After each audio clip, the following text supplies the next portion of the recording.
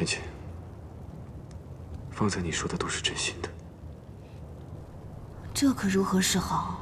走了一个又来一个。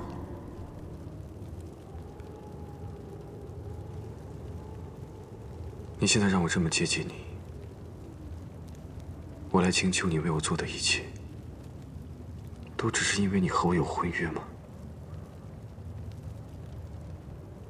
若与你有婚约的是另外一个人，你是不是也这样？他这话问得十分奇怪，这不是明摆着的事情吗？若不是他与我早有婚约，他能在我这里一次又一次的开到油水？肯定是刚到青丘住着时就被米谷打出去了，哪还进得了狐狸洞？分得一间上好的厢房。我对你好，当然不只是我们之间有婚约。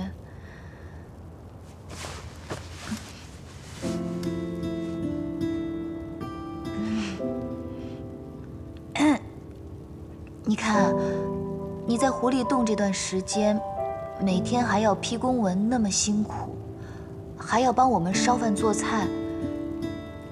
你对我们做的这些，我很感激你，也都记得。俗话说得好，有来才有往嘛。你既送给我一个桃子，我当然要还给你一个李子。就算没有李子，我也要先拿琵琶先替着嘛。虽然我们有一纸婚约，但若换做其他人，也不会做得像你对我这样好。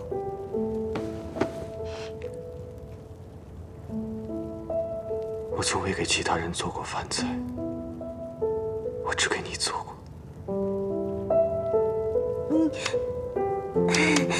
你的厨艺很好的，你也应该找机会给你的爹娘还有爷爷做做饭，正体现一个孝字。我为你做了这么多，并不是因为我们有婚约。我来请求主，也并不是因为阿里想你。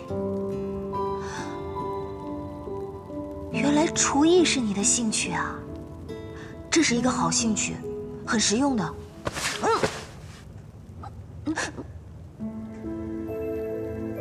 芊芊，我爱你。今日这是怎么了？我这万年不开花的铁树一开就是同日2朵，这一前一后都来说思慕我，这究竟是怎么了？这种事开不得玩笑。我从未有任何时候比现在更认真了。没有情谊，自然也能做长久夫妻。但我却盼望着能跟你有绵长的情谊。阿爹阿娘说了，夫妻之间相处久了，那些风花雪月的情谊就淡了。慢慢的就相处成亲人了。你看，像我们现在这样，也很像亲人啊，对不对？所以我觉得，我们大可以跳过中间那一段，你觉得呢？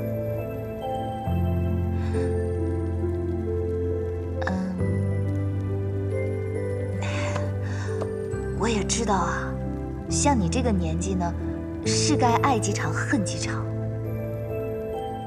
所以，趁你对我的孽根种得还不深，还是趁早将它拔了吧。等你到了我这个年纪，你就知道了，很多东西都看淡了，对这种爱情委实提不起兴趣来。这也是一种高处不胜寒的境界呀。我一直觉得，天君一纸婚书将你我凑成一对，真的是委屈了你。你还这么年轻，不过你也不用太伤心。万一我们真的成亲了，我会安排好，帮你娶几房年轻貌美的侧妃。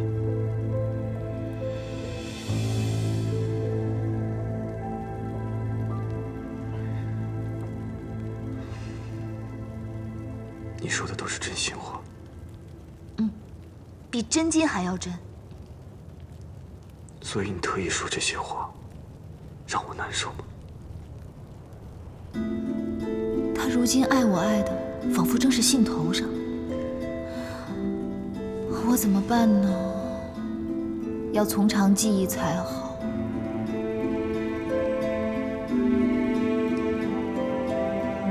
我只爱你一个人，再不会爱上其他人。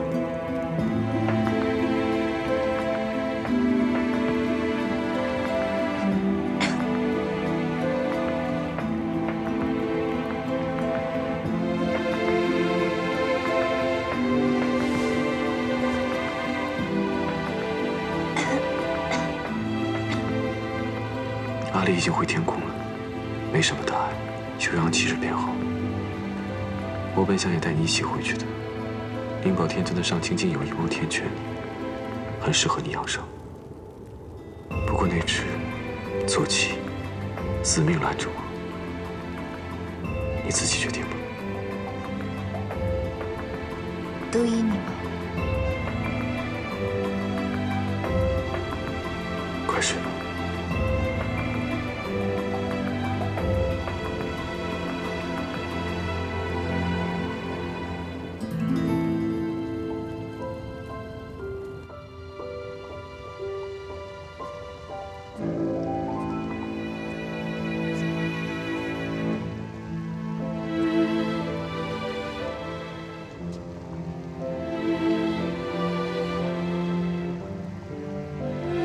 若不是见到墨渊上神的真容，连我都不敢相信，竟有人与我如此相像。芊芊，你可是将我看作了墨渊上神，才容我留在青丘。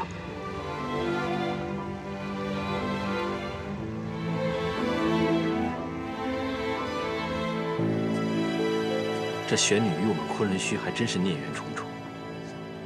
我最后悔的就是7万年前一念之差，中了她的苦肉计，把她带回昆仑虚，却让她偷走了阵法图，害死了师父和那么多天族将士。本君有一事不明，当年司音上仙是如何在你们众师兄弟的眼底下，将墨渊上神的仙体带走的？既然太子殿下追问到如此地步，我也就不隐瞒了。说来也惭愧，7万年前，师父以元神生祭东皇钟，是17师弟将我们10几个师兄弟灌醉，然后带着师父的仙体离开了昆仑虚。就这样。当时我们沉浸在痛苦之中，并没有想到17会如此做。但我知道，17是不想师父的仙体被带到无望海下葬，因为他不相信师父已经仙逝了。你认为这7万年来，司音上仙与你们众师兄弟必不见面是为何？我也不是很清楚。以我对17的了解，他这7万年来不出现，或许他是有办法让师父回来。殿下若是没有什么再问的，我便回西海了。前几日母亲来信哭诉，说兄长的病又更重了，也是时候该回去看看了。是怎么了？大哥病得特别突然，现在特别虚弱，幸亏前几日机缘巧合，有幸请到折颜上神去，希望能查出病因。有折颜上神在，你大可放心。承殿下吉言。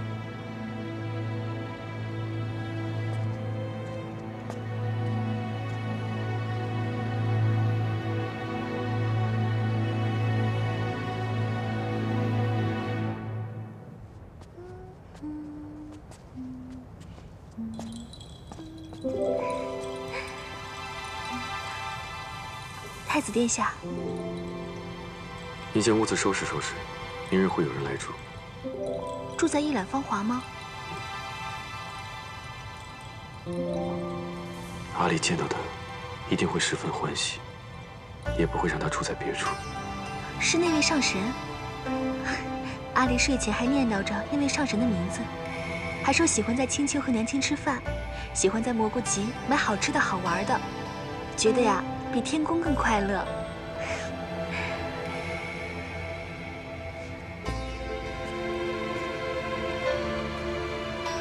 君上这300年来，不让任何人踏入这院子半步。那位上神，就因为是下一任天后，才如此特殊。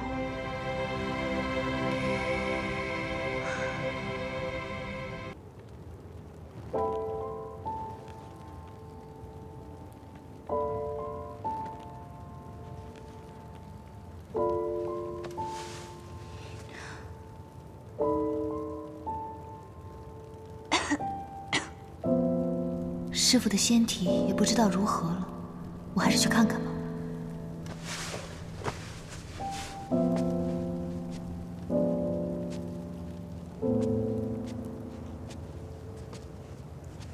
姑姑怎么起来了？我想去看看师父。这又是夜华案前的那个小仙送来的。是啊，怕是天君要让太子殿下来继承君位了。这文书越堆越多，这2日偏偏太子殿下照料姑姑，看都不看，我就帮着理理。夜华他人呢？回天宫了，怕是也该回来了。你去忙吧，我慢慢走去岩华洞。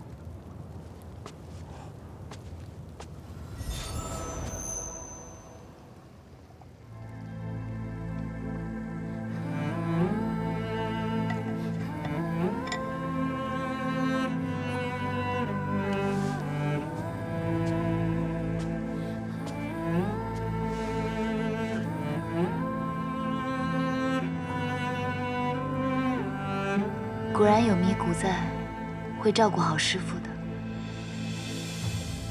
师父，300年前，折颜就跟17说：“您快醒过来。”这300年都过去了，却还一点动静都没有。我不知道他是不是在骗我。17每天都在想，等师父你回来的时候，跟师兄弟们一起重聚昆仑虚，那该有多开心呢？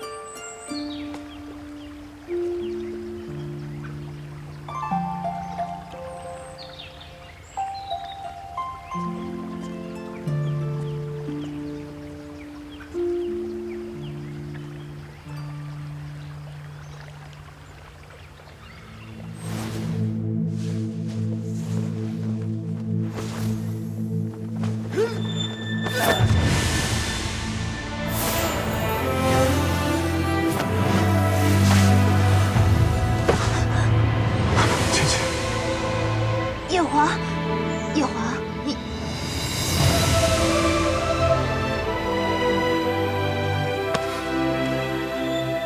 你干什么？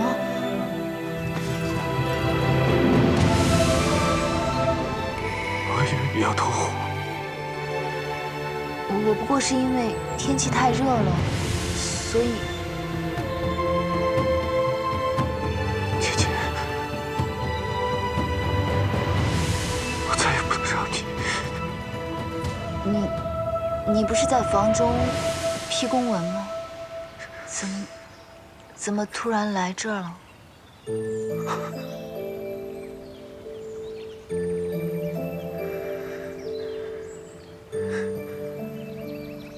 迷谷去拿饭给你，发现你不在，告诉了我，我便出来寻你。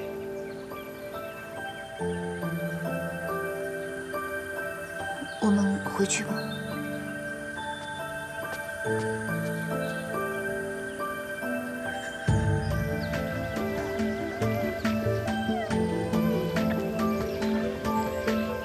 从大紫明宫回来，他就从没问过我师父的事，倒是奇怪了。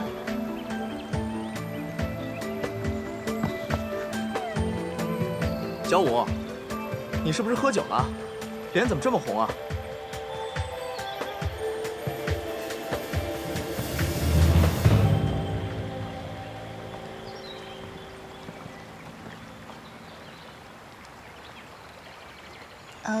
我们青丘景色宜人，所以我就带太子殿下四处逛逛。斜阳微风，满池荷花飘香，正适宜幽会。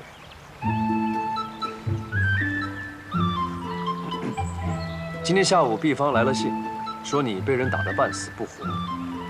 我跟你四哥觉得这是个千载难逢的机会，特地来看看你到底是怎么样被人打得半死不活。上回伤得半死不活，确实有些失礼，没等您老人家来看一看就擅自好，真是对不住您。这次呢，伤得虽重，却不至于半死不活，实在是让您失望了。哪来那么大的火气啊？哎，算了，既然都惹你生气了，不拿个宝贝，怕也平息不了你的怒气。来，这扇子送给你，画面还是西海水君亲自画的，便宜你了。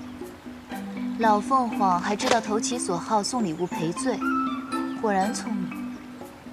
不过，你们两个去西海干什么？我们前些日子碰到西海二皇子，他说有事要求折颜，所以我们就去了西海。大师兄有事情？哦，原来你跟叶华都已经把事情说清楚了。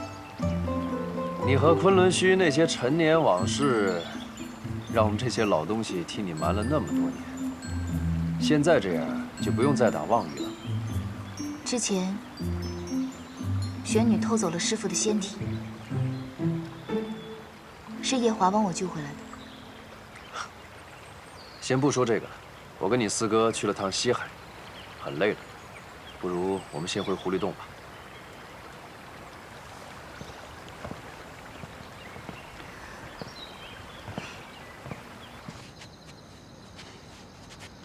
想不到你也能在言语间被斗得生气，折颜上神很有本事。他年纪大我许多，同他生气也没什么。若是小辈的神仙们在言坛上得罪我，我也不会同他们计较的。我倒是希望你能时时与我计较。我同你有什么好计较的？姑姑，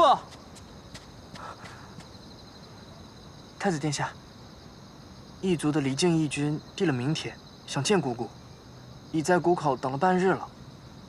他还想做什么？来得早不如来得巧，啊，今天运气真不错，刚好赶上一场热闹。将他给我撵出洞外。啊，姑姑，他就在谷口等着，尚未进洞。随他去吧。什么恩怨都要解决的，你这样拖着只会徒加烦恼。择日不如撞日，不如我们今夜就和他了结了吧。我跟他有什么好了结的？早就了结完了。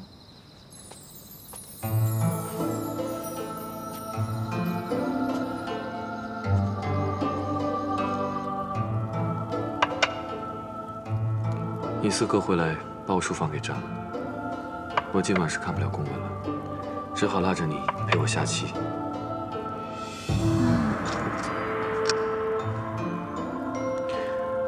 我让米谷给你收拾收拾衣裳，明日就陪我回天宫吧。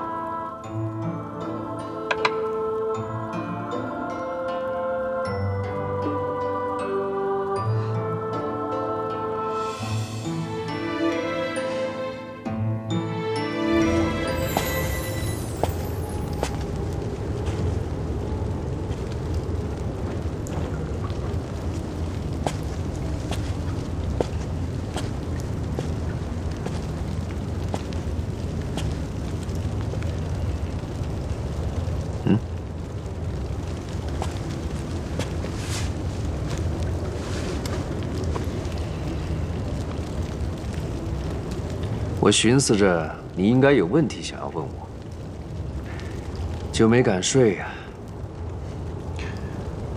上神果然料事如神。问吧，既然你已经知道墨渊的事情，其他的我也不想再瞒你了。还是那两个问题。哦，两个问题。人老了记性不好，你再问一遍。300年前，浅浅和擎苍大战之后，受伤昏迷不醒了数年。可是真的？自然是假的。他和擎苍大战了之后，失踪了数年。怎么？当初是我骗了你，那你还问不问啊？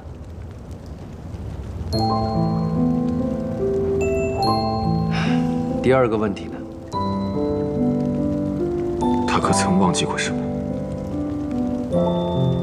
是忘记了，忘记了什么？这个我不太清楚。我只记得，他失踪了数年后，忽然有一日遍体鳞伤地落在桃林里，很是伤情。就是在你跳诛仙台被我救起的那一日。所以你就给他喂了忘情药？不是我喂的，是当时他向我要的忘情药。我看他那个样子，也是觉得还是忘了什么好吧，就给他喝了。他没有跟你说过，他忘了什么？这个他还真没有说。不过我后来大概猜想过，我在天宫见到的那个素素，就是他，对不对？不错，他就是素素。你是如何认得他的？我们在东海重逢时，他有很多动作让我感到非常熟悉。后来看到他手腕上的伤痕，我才确定，真的是他。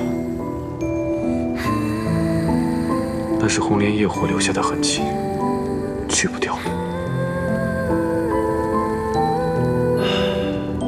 原来是如此，露出了破绽。上神，是真不知道，还是为了我而不说？他想忘了我，是因为墨渊。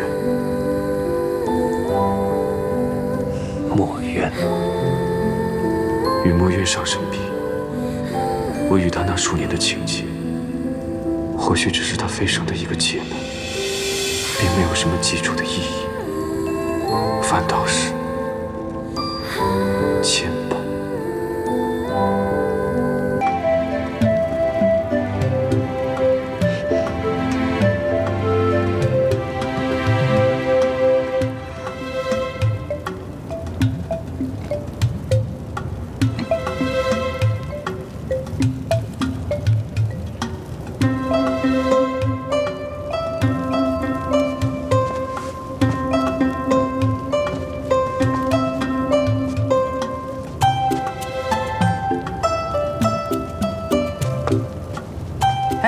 姑姑，太子殿下说你即日就要动身去九重天啦。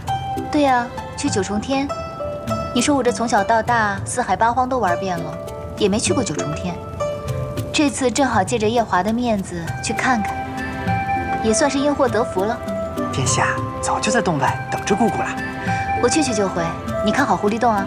去就回，依殿下的性子啊，明古是怕姑姑这一去就乐不思蜀，忘了青丘还有个狐狸洞了。长本事了，敢调侃姑姑了。不敢。你现在去我屋里把我的折扇拿来吧，就是折颜昨天新送我的那把。我要带着这扇子上天上去沾沾他们的仙气儿。好。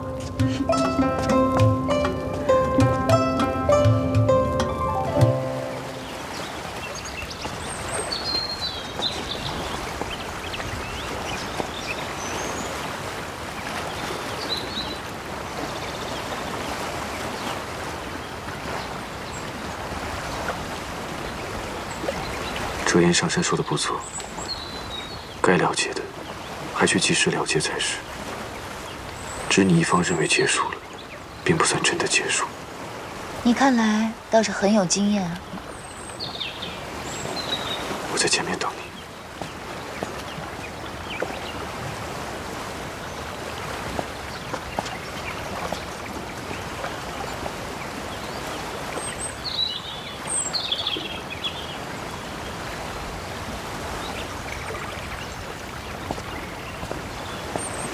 阿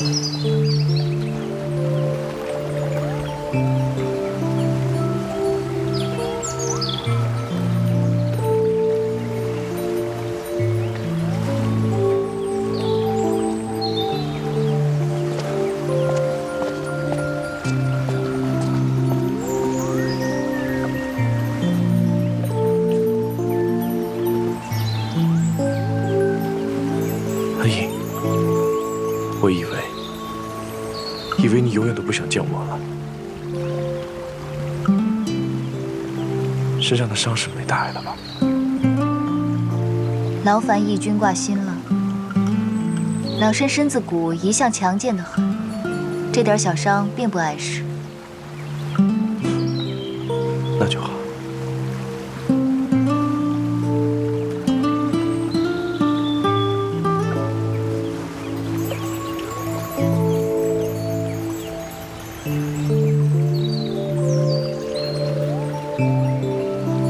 义军，这是什么意思？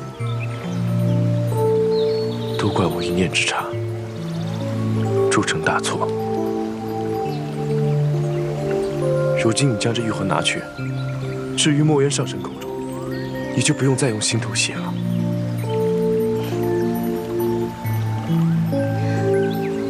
多谢义军一番好意。只是如今师父的仙体已经不需要我用心头血来将养着了。这等宝物，义军还是拿回去好生供养着吧。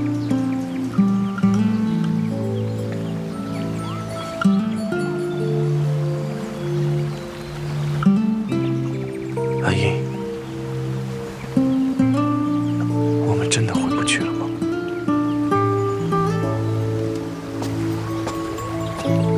义军现在一心将心思扑在老身身上，不过是因为义军觉得老身在被抛弃后，没找个好地方一头撞死，反而像现在这样活得好好的。一定让义军感觉老身从未将心放在义军身上，所以才这样一番纠缠吧。阿英，你以为我对你只有不甘心吗？你我二人像今日这样平和地说话，怕是今后不会再有，所以有些话还是今日说清楚吧。7万年前，我确实因为你而出尝情滋，因是初次，比不得那些花丛老手，态度自然冷淡被动了些，但对你的情谊却是满满当当的。你也是知道的，当时我们两族之间是有些嫌隙，以至于那个时候，我每天都在想着如何说服爹娘，让我能嫁给你。当时我想到一条好的理由，就喜滋滋地将它写在绢帛上，生怕自己忘了。现在想起来，还真是可笑。你呢？在我对你情谊最浓之时，给了我当头一棒。你只知道我放手放得潇洒，却不知道这潇洒背后，我有多少辛酸苦楚。当年师父仙逝，我强撑着一颗卑微的心，到大紫明宫找你借玉魂。你永远都不会明白，我鼓足了多大的勇气。也永远都不会明白，你让我有多失落。不是那样的，我当时并不知道你有重伤在身。你如果告诉我，你用心头血来保护墨渊的身体，我一定不会不给你。当时没有给你玉魂，是因为我知道你在保护墨渊。是，我嫉妒他，我嫉妒墨渊。可是阿英，我其实从未对你忘记。你能原谅我吗？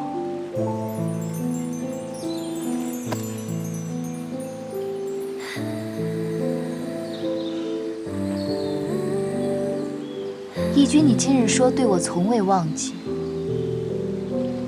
只只是因为义军你这个人，终其一生都在追寻自己得不到或已失去的东西。一旦得到了，你便不会再珍惜。你这么说，只是为了想少些负担吗？其实你从来都没有爱过我，对不对？我和玄女一世，你放手放得如此潇洒，你早就对我厌恶至极了，对不对？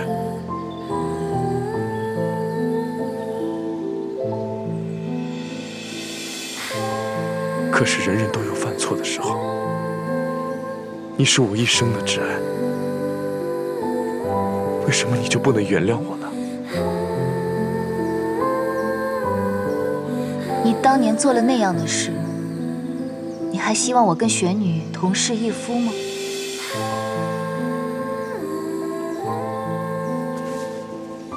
从大紫明宫走后，我确实怨你恨你。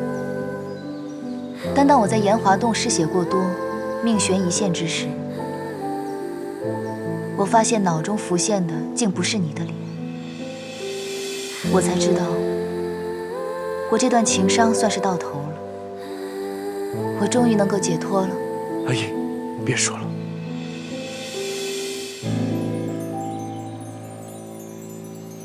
离静，你确实是我白浅这14万年唯一倾心爱过的男子。只是沧海桑田，我们回不去了。是我明白了，太知，而你也终究不会在原地等我了。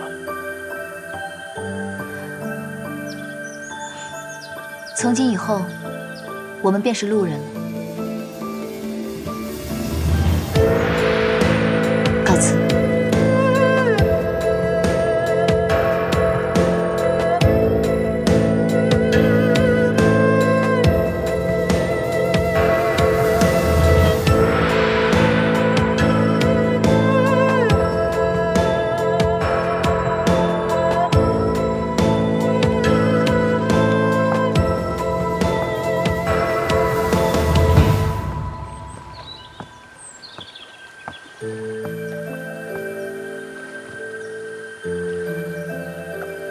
明明是那么甜蜜的话，由你说出来，怎么就那么令人心伤呢？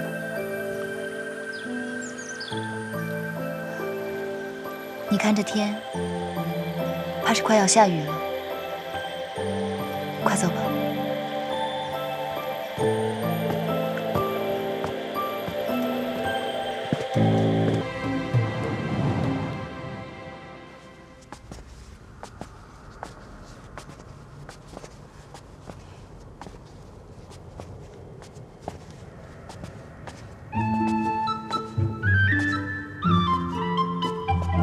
就算是我们青丘的入口，至少也会有个迷谷坐镇。你这36天大罗天界的，连个看门的人都没有，也太不气派了。今日太上老君开坛讲道，估计他们都去赴法会了。原来是有法会啊！浅浅，听说你在凡间帮元真渡劫时，你常同元真论道。如今想必是道根深挚了。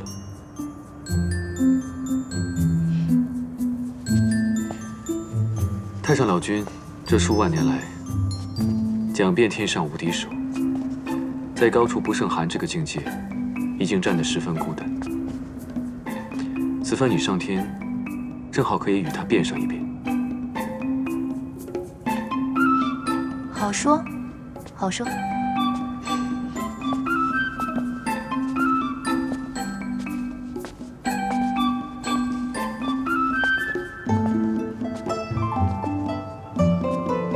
听说你3万岁上开府建衙时，天君赐了洗蜈蚣的名字。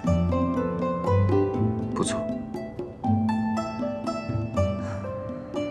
只是你这里如此昏暗，倒像那东海百日宴的水晶宫那般。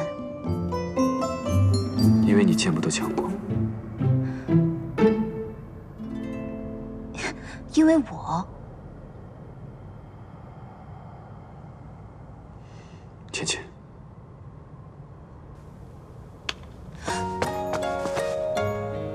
我带你进去。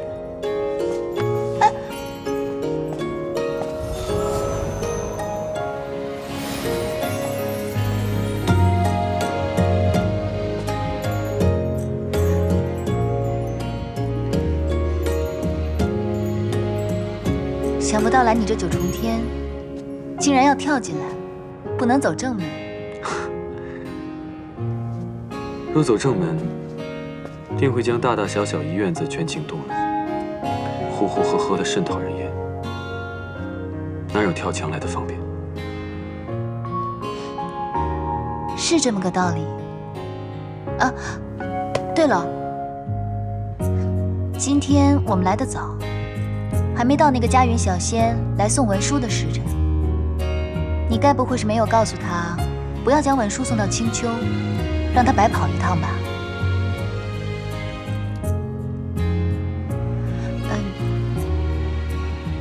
你刚刚说的有道理，还好没从正门进来，惊动那些小仙，不然会很麻烦。话说回来，昨天我们回来的晚，积了多日的文书，你阅得怎么样了？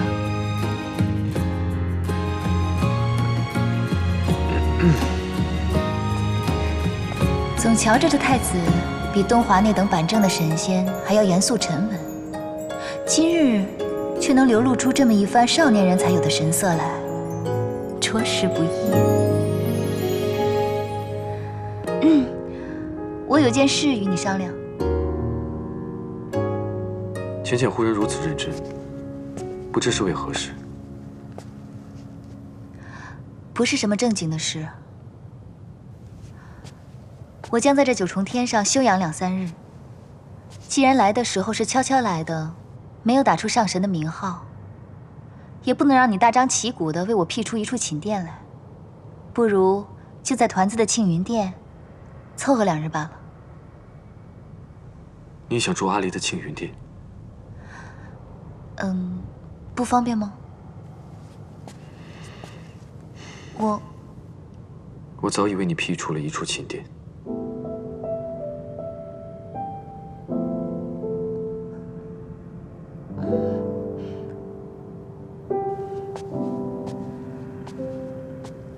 啊，对了，我师父的事，外人不会知晓的。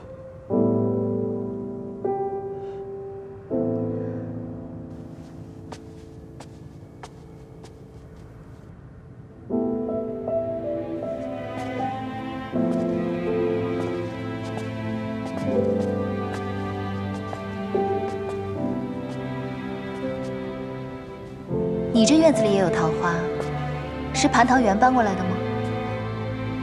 这是300年前我种的，到了今年才开这第一束花。300年才开第一束，你也真是有耐心。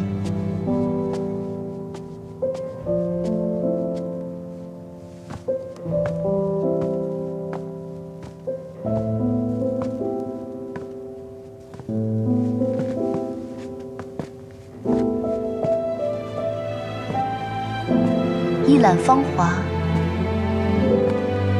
真是个好名字，跟你这洗蜈蚣倒是很配。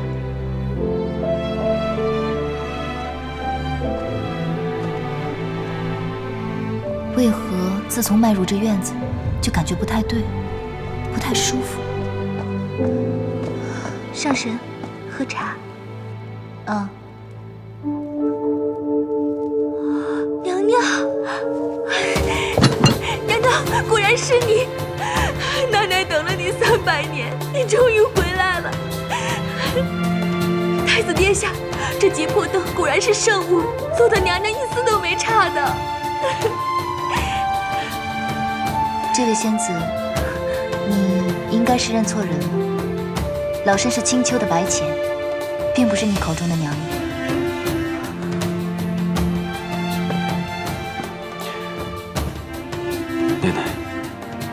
这位是青丘的白浅上神，他会在院中暂住几日，便由你来服侍了。起来吧。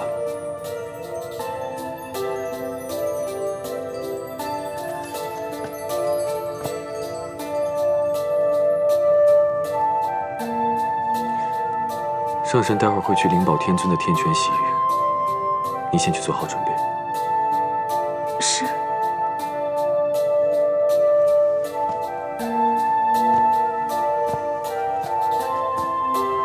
你先去休息一下，我去把阿离抱过来。好。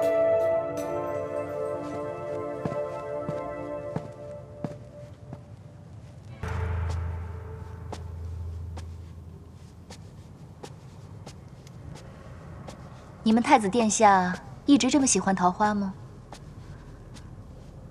我家娘娘很喜欢桃花。她走后，太子殿下就栽了满院子桃树。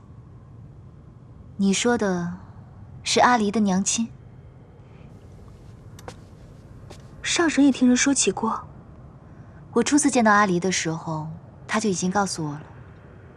我家娘娘她生下小殿下后就离开了，小殿下从小就是奴婢带大的。娘亲，你来啦。奶奶，你怎么了？没事，奴婢说话，请上神恕罪。如今团子的亲娘已香消玉损，再享不了离儿绕膝之乐，却让我这个做后娘的白白捡了个便宜，必是看得这小仙娥心中不忍了。好一个忠肝义胆的小仙娥！娘亲抱抱。娘亲呢身子不大好，让你夫君抱吧。阿离知道了，娘亲又有了小宝宝，对不对？书上就这么写的，说有一位夫人怀了小宝宝，他们一家人就都不许她再抱别人家的小孩来道。她动了，对，胎气。你这个算苗高的小娃娃，怎么连胎气都知道啊？阿离，是谁给你看这书的？是程昱借给我的。又是程昱。这程昱真是个妙人。就算是上神有了身孕，小殿下，你脸红个什么劲儿啊？本天孙高兴了，娘亲有了小宝宝，本天孙就再不是天上最小的一个啦。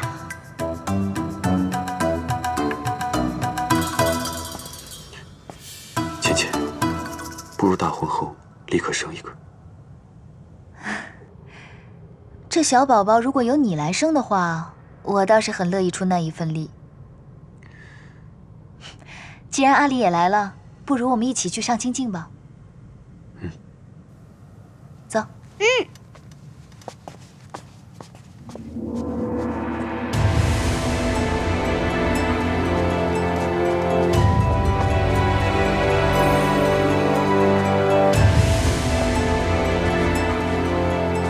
参见太子殿下。夜华，若是用你正妃的名义来这泡，能有几个仙娥引路？10个，怎么了？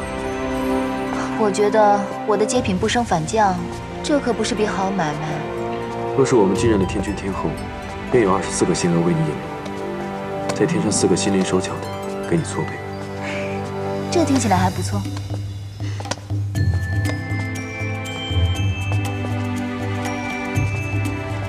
参见太子殿下。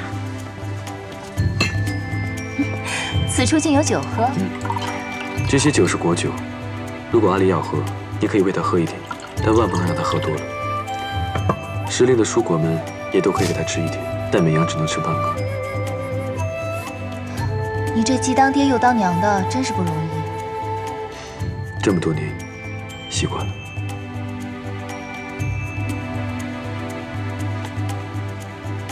你这幅扇子上面的桃花画得挺好，但缺了应景的诗词。不如你先泡着，我去给你提好词，你来书房找我。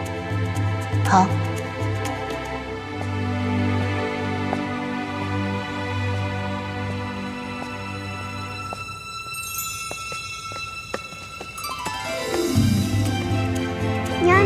父君怎么走了？不同我们一起泡吗？天将降大任于你父君，你父君去接大任了。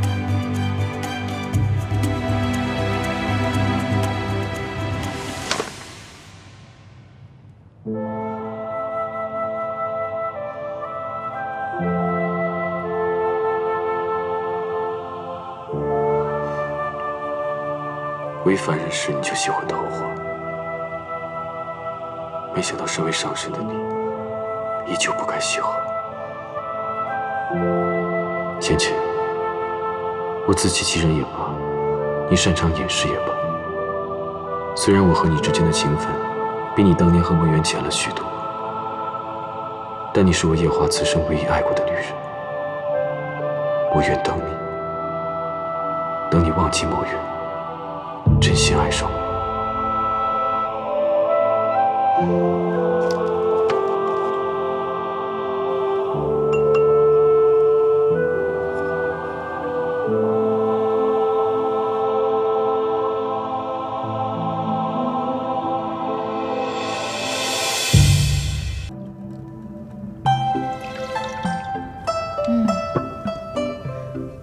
上神请用。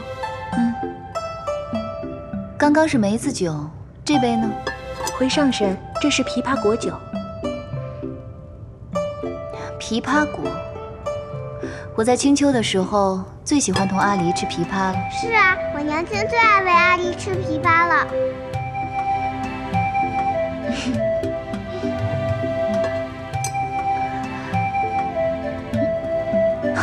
醉了啊？身上这么滚烫，看来不是装的，这也太不胜酒力了吧？小殿下头一回喝这么多酒，醉成这样，奴婢还是把他送去药王府看看吧。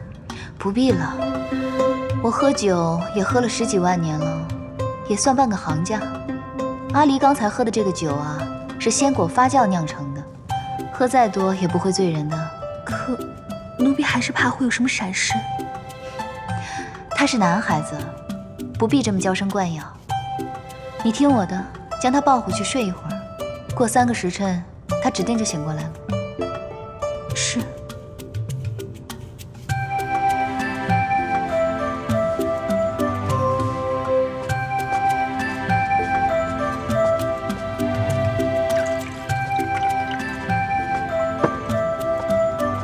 上神请用。这小婢女竟对救主如此忠心，她的救主已经走了有200、300年了吧？回上神，奴婢并不清楚洗蜈宫的事。太子宫中的事情，你们都不知道吗？奴婢只听说，当年洗蜈宫发生了桩事儿，当时的仙娥和侍卫们都被天君贬居下界仙山了。看来天君为了掩盖这件事，还真是想得十分周全，连仙娥都换了。难怪我在青丘只听说夜华极宠爱素锦，宫中再没有任何妃子，才理所当然地以为他唯一的儿子是素锦生的。老身此番初次来到天宫，并不熟悉这里的路，还请这位仙娥带路，去太子殿下的书房。上神请随奴婢来。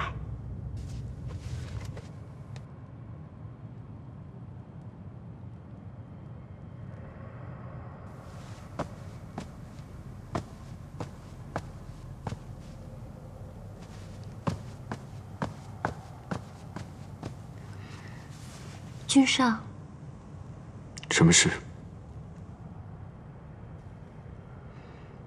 奴婢等君上很久，好不容易等到君上回来，不知君上能否听奴婢说几句话？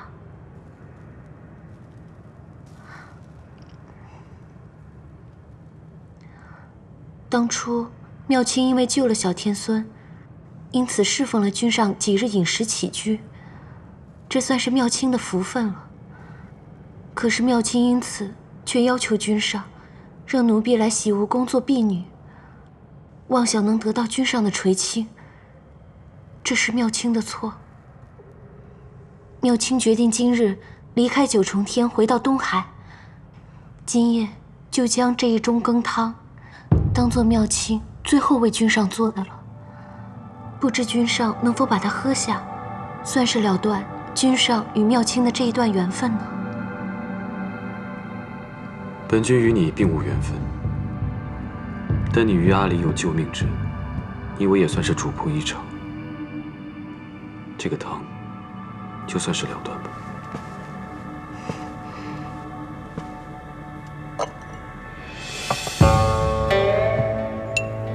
不必了。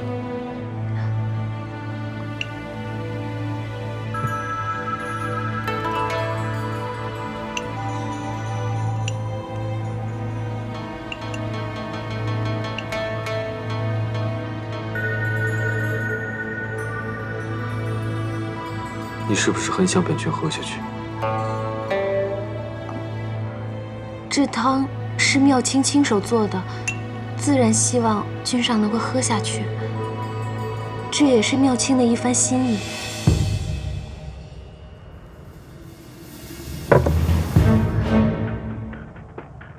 君上为何？本君想先问你几个问题。不知君上要问什么问题？前些日子，你回了趟东海。妙清因为很想念兄长，所以回去探望。你可知道，你去探望兄长那日，东华帝君正在凡间渡劫。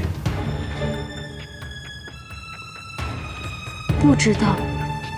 那日东华帝君在凡间被人推了下去，同时白浅上神也被人推了下去。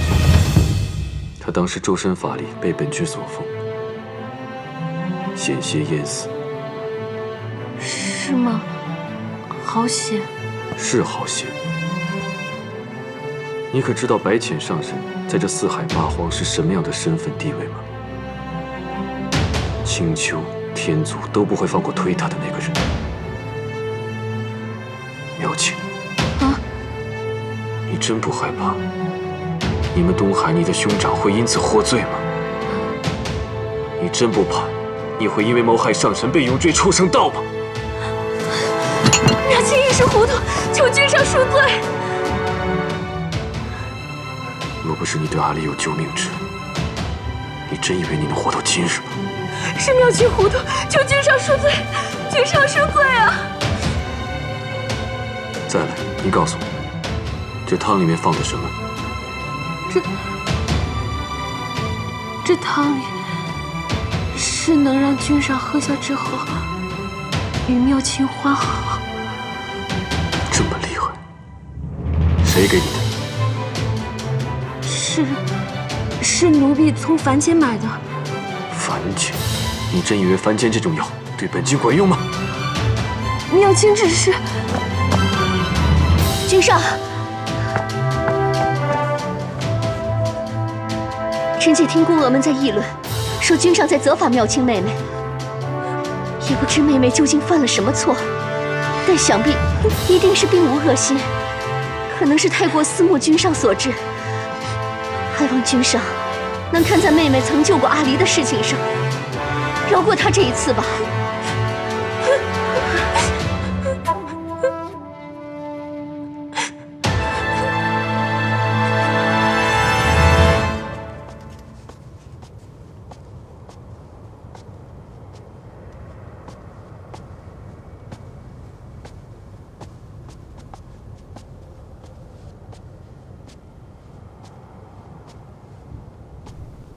此处竟无人守着吗？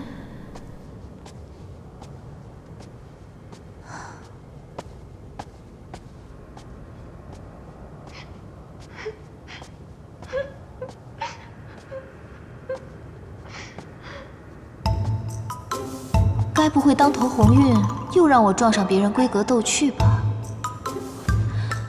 夜华虽冷漠沉稳些，到底血气方刚。这天上的一众仙娥又都生得不错，他夜里对着一案的枯燥公文，定然十分烦闷。晃一抬头，见着一位眉目似画的小仙娥在一旁红袖添香，自然是要云雨一番。我还是避一避吧。浅浅，你这一来一去的到底要做什么？那扇子我已经贴好词了，你进来拿吧。罢了，倒是要看看你能瞧上的仙娥是如何仙姿。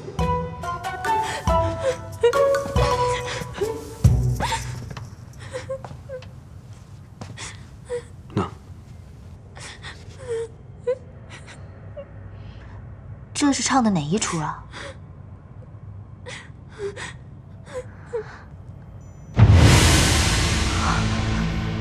好美的一双眼，可惜这小仙娥虽生的也不错，却配不上这双眼。你这双眼睛，生的倒是不错。苏苏，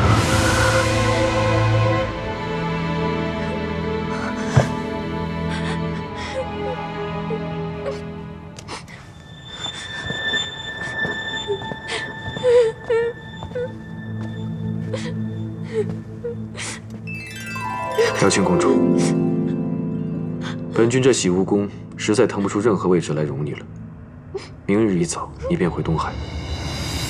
只要你不再做什么出格的事，本君对过去既往不咎，也算是还上阿离的救命恩情。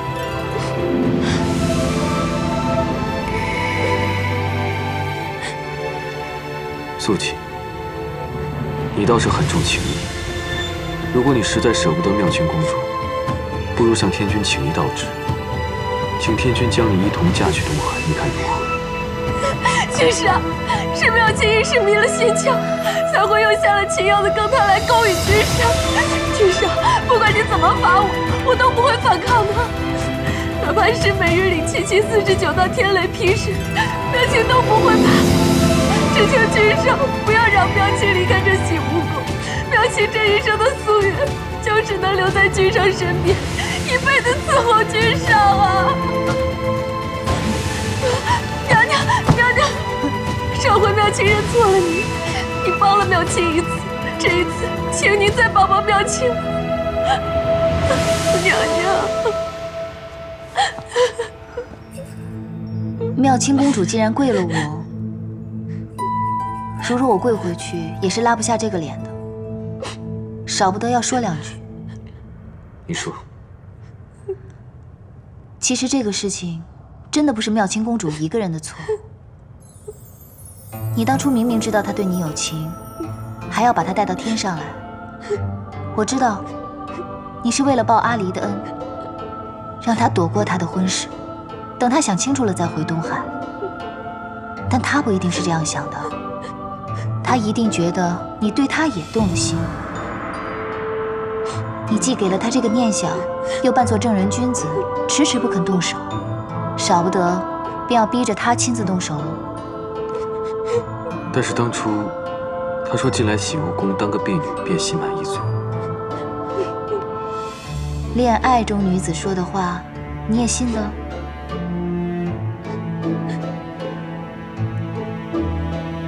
听老身一句话，还是尽快回东海吧。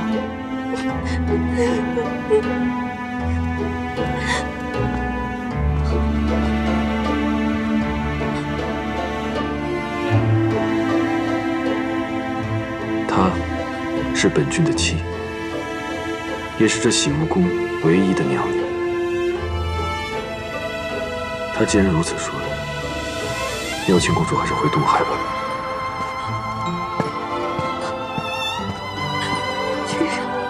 君上，君上！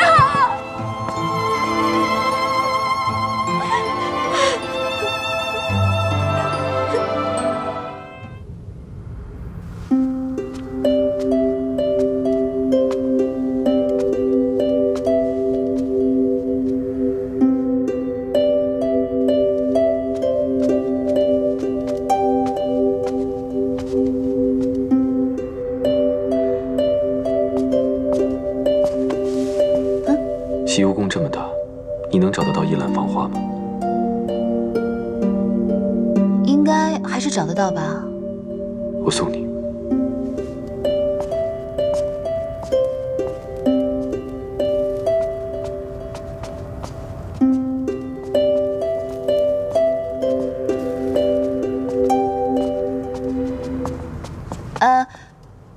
送到这里，剩下的路我就认得了。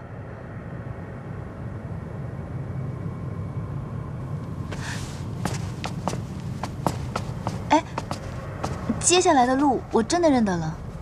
我送你到这里面，不是真的为你带路，我是想问你，你为什么让那个公主回东海？不是你也希望她回东海吗？只是因为如此吗？你这样问我，我倒不知该怎么答你了。果然如此。果然什么？我没有忘了之前对你的承诺，我会记得帮你纳几房侧妃的。只是，既然你不喜欢这公主，那便让她回东海就是了。说起来，这公主心机确实沉了些，今日能对你下情药，改日不知道会做出什么惊天动地的事情来。这后宫还是清静点的好，你说呢？我原本就不该问你这话。方才将你叫入屋内，是为了让你促一促，却未想到你由始至终只是在看热闹。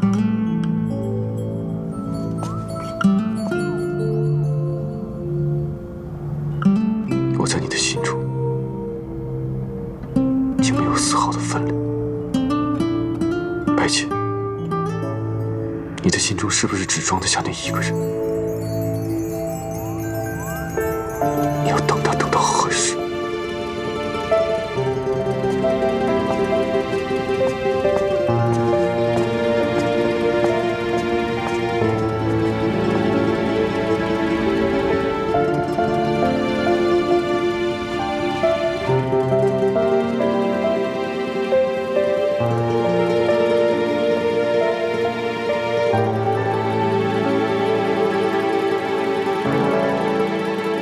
我在你的心中竟没有丝毫的分量。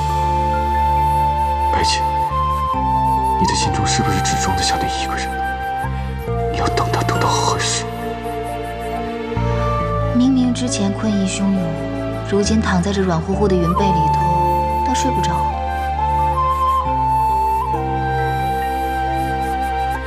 我在你的心中竟没有丝毫的分量。白浅，你的心中是不是只装得下那一个人？